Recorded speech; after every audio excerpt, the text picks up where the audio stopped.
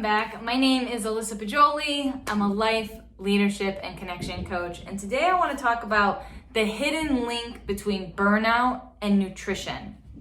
So, this is coming from a Thrive Global certification course, and it just had so much good information that I had to share it. So, did you know that studies that show people who eat more fruits, vegetables, nuts, seeds, and whole grains have lower burnout scores than people who eat more meat, sugar, and junk food? And this may seem like common sense, right? We all know to have more vegetables and processed food, to avoid sugar, having fructose through fruits and vegetables over refined sugars through candy and breads.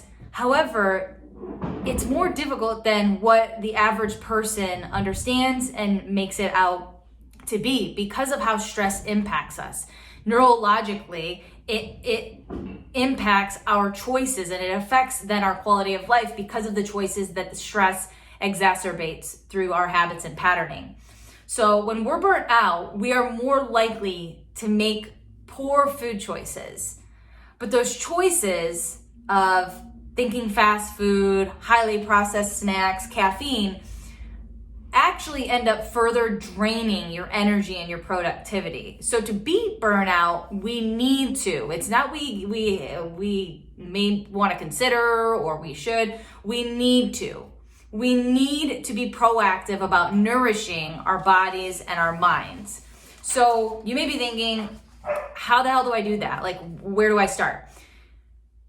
The next time you're going to choose a meal or a snack, I want you to ask yourself, is this food worthy of me? If the answer is no, pick something else to eat. By taking that pause and asking, is this food worthy of me? It really puts you in a fundamental evaluation space of like, is this going to nourish me? Is it going to benefit me? How is it going to make me feel? And if the feeling or the experience or the worth is no, you need to make a better choice or make a different choice. And sometimes it takes a chart like this of asking, like, what foods are not worthy of you and what foods are worthy of you. It's very important to have a list like this around. It's the same concept of like what foods give you energy versus what foods take away. Not a lot of people know how to answer that. So this is really a fundamental practice that needs to be visual, it needs to be physically practiced, and it needs to be mentally checked in on. So there's gonna be a challenge, right? I'm gonna give you 6 different options, and I want you to choose one. And I want you to really implement this for the next 21 days. So eating well at work. When we are busy at work, making healthy eating choices can feel almost impossible. So the challenge is to be intentional about your workplace food habits and to create new mealtime rituals. So the first option is put meal times on your calendar to hold yourself accountable for others to see. And whether that is eat, and I would not put lunch, I would not put dinner.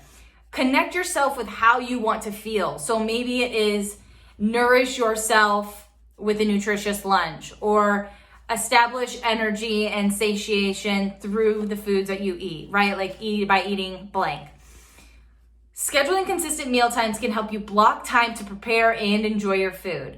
By making it public, you'll send signals to your coworkers that you are away from your desk and email for a little while. Boundaries, people. The second is to set a lunch date with a coworker. Eating with your coworkers is a great way to improve your working relationship as well as boost your mental well-being. That connection in person, that collaboration that happens through an in-person lunch is very important. Identify one fast food habit that isn't serving you and stop doing it. So whether it's an afternoon coffee or keeping snacks at your desk, commit to retiring that unhealthy snack or unhealthy habit. Number 4 is pick one night a week to prep work your lunches in bulk. So eating out can quickly add up financially and nutritionally.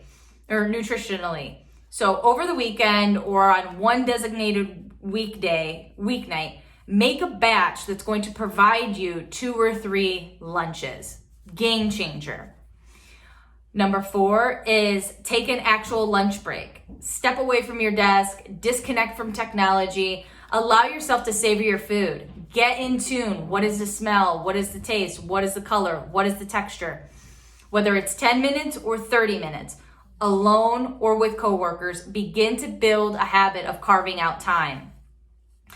And side note, the average meal from start to finish should take about 20 minutes. So if you're not chewing your food to a liquid, if you're not experiencing the colors, the scents, the textures, the smells, like slow it down. And 20 minutes. So 30-minute lunch, that'll give you some time to prep it if you have to heat it up, eat it, and then go to the bathroom, grab water, and then get back to work.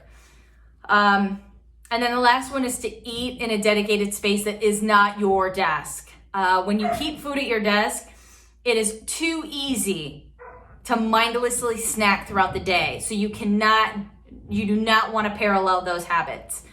By designated separate areas for working and eating, you'll ensure that you give your full attention to both instead of multitasking, which the brain cannot multitask. So don't try to convince yourself that you can. So one of these 6 options for the next 21 days, put meal times on your calendar and hold yourself accountable for others to see. Set a lunch date with a coworker. Identify one past food habit that wasn't serving you and stop doing it. Pick one night a week to prep work your lunches in bulk. Take an actual lunch break, whether it's 10 or 30 minutes, and dedicate a space that isn't your desk. 21 days, get a tracker, pick one, and execute it.